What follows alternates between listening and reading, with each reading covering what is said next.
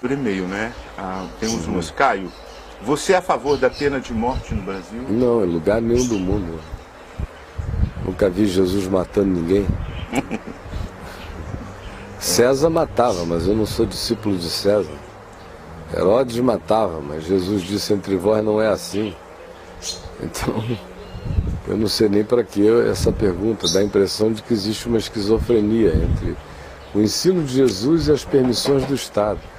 O Estado mata porque o Estado não é nada além do Estado. O Estado nunca disse que é Deus. Ou quando diz para sua própria desgraça e autossatanidade. O Estado simplesmente exerce as leis que mudam de geração em geração. Nos dias de Paulo, essa não era uma pergunta. Quem é que ia fazer essa pergunta nos dias de Paulo?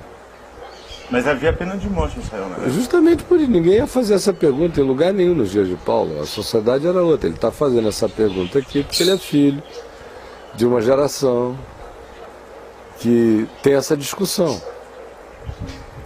Nos dias de Paulo, por exemplo, essa não era uma discussão. Paulo diz em Romanos 13 que o Estado, quando é ministro de Deus para o bem, nem todo Estado é ministro de Deus para o bem, tem Estados que são bestas diabólicas. A gente tem sempre que ler Romanos 13, tendo Apocalipse 13 como elemento antitético. Em Romanos 13 se fala que uma autoridade justa é ministro de Deus para o bem. Por isso a causalidade que Paulo estabelece em Romanos 13 é de justiça. Faze o bem e tu terás louvor, faze o mal e terás espada. Porque a autoridade é justa. Nesse caso, é uma autoridade ideal. A si mesmo é uma autoridade ideal num mundo que jaz no maligno. Porque Jesus diria: entre vós não é assim. Agora, em Apocalipse 13, você vê a autoridade no surto natural da autoridade. Quase toda autoridade surta e vira uma besta. Na medida em que o poder que seja dado à autoridade vá se tornando absoluto, ou vá se tornando perpétuo, ou vá se tornando vitalício, seja por que caminho for, pela ditadura militar, pela imposição imperialista, pela monarquia, ou pela democracia contínua lá Hugo Chávez, ou pela revolucionista do Fidel, ou por qualquer que seja o meio, ou mesmo pelas estruturas democráticas americanas, em que frequentemente o governo muda de 4 em 4 anos, ou de 8 em 8 no segundo termo, mas às vezes o processo ideológico é mantido pelo governo da mídia, por exemplo, do mesmo espírito. Então, quando o caso é esse, e o caso é esse praticamente sempre, a autoridade que se mete a matar pessoas, a exercer esse domínio sobre a morte, na maioria das vezes está exercendo o seu poder com direito constitucional, ou seja, direito humano. Mas isso não tem necessariamente nada a ver com o significado do Evangelho. E tanto é que Jesus nunca pretendeu que houvesse um estado do Evangelho na Terra. Porque o Evangelho não cabe em nenhum estado humano. Se ele não cabia no odre do judaísmo, ele ia caber no odre do Estado romano? Não. Se o Evangelho não cabia no odre das melhores instituições gregas, das mais humanas, ele vai caber aonde? No odre do Estado brasileiro? Então, se a gente está falando de Evangelho e de discípulos do Evangelho, e a pergunta a mim não é porque eu sou presidente da República. Me perguntaram, é por causa do Evangelho? Sim, claro, claro. Jesus disse: o meu reino não é deste mundo. João diz: este mundo jaz no maligno.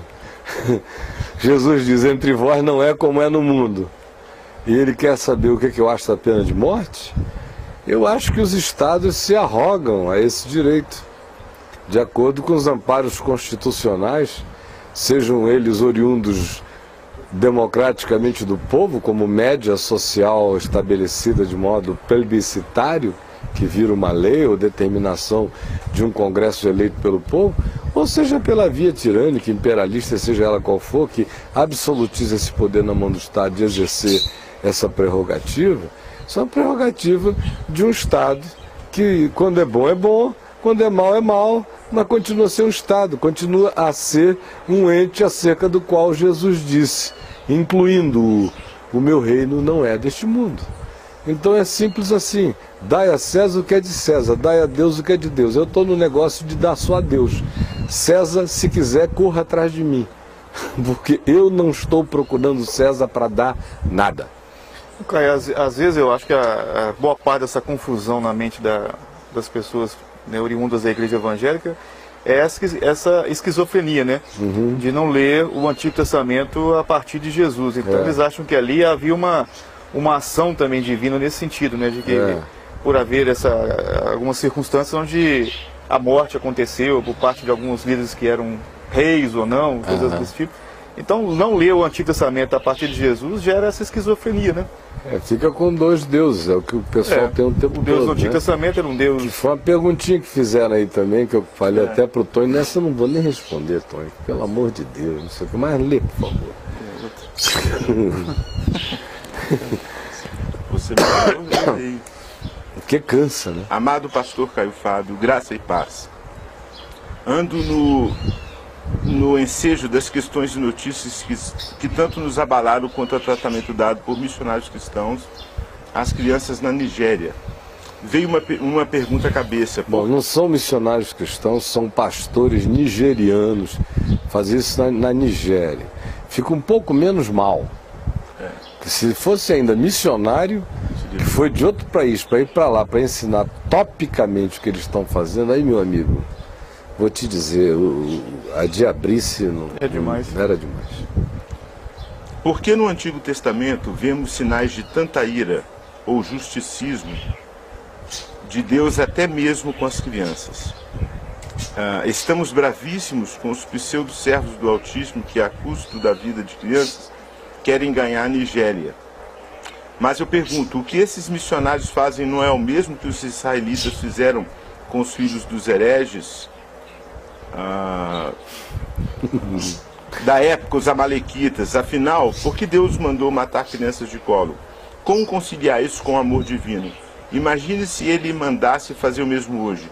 Alguém pegaria uma espada e atravessaria um bebê de colo? Dizemos que Deus é contra o aborto, e é. Mas como ver isso no Antigo Testamento? Matar crianças, entregá-las ao tal anátema. Como entender isso? Diga-me o que acha. Abração em Cristo Jesus. Eu não digo nada. Meu site, eu disse milhões de vezes. Eu estou dizendo isso desde que eu me converti.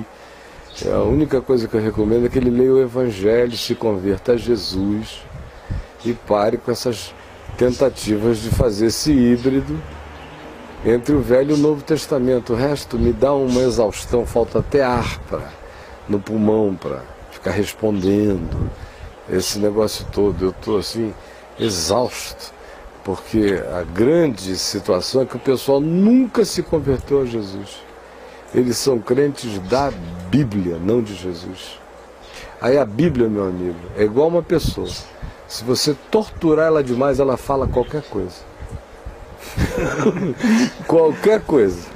É verdade. Crente da Bíblia tem que saber isso. Botou a Bíblia e esganou a bichinha, ela fala, de arrancar uma página, qualquer ela fala coisa, qualquer coisa. Ela qualquer coisa. Não teve ninguém que torturando a Bíblia não tenha saído com uma doutrina, com uma justificação. A Bíblia sobre tortura é a mãe de todas as heresias, inclusive dessa aí, que não chega como heresia, chega como uma pergunta ortodoxa, piedosa, mas é a pergunta que é a heresia.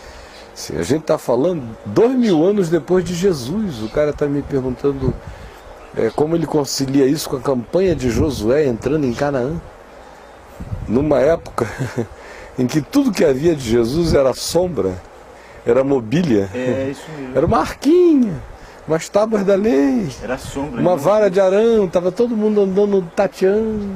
Aí ele quer que essa seja a referência, a cegueira. Depois que a luz que veio ao mundo iluminou a todo homem, ele está em conflito com o período das sombras e da penumbra. A questão dele só revela como os crentes nunca saíram do deserto. Estão rodando em volta do Monte Sinai, Eles carregam uma cruz. Carregam uma cruz e a Bíblia embaixo do braço, mas ainda está todo mundo no deserto, rodando em volta do Monte Sinaia, sem conseguir compreender nada. Não estão nem rodando com a cruz de Jesus, estão rodando com a serpente de Moisés mesmo. Lá no Monte Sinai, mas não fazem a síntese nunca, porque nunca desistem de ser crentes da Bíblia, sendo crentes de Jesus. Quem é crente de Jesus tem a coragem de pegar na Bíblia tudo que não parece como Jesus. E que tudo que Jesus diz não é do meu espírito. Como conciliar? É só ler Lucas 9, João, querendo descer fogo dos céus sobre os samaritanos. Não foi do Velho Testamento, mas no Novo. E Jesus dizendo, vós não sabeis de que espírito sois. Então é a resposta de Jesus a todo mundo que tem essa dúvida, que não é dúvida. Ela é uma dúvida e é uma afirmação ao mesmo tempo. Se o pessoal ler aquele texto, que já está no site, inclusive está para download,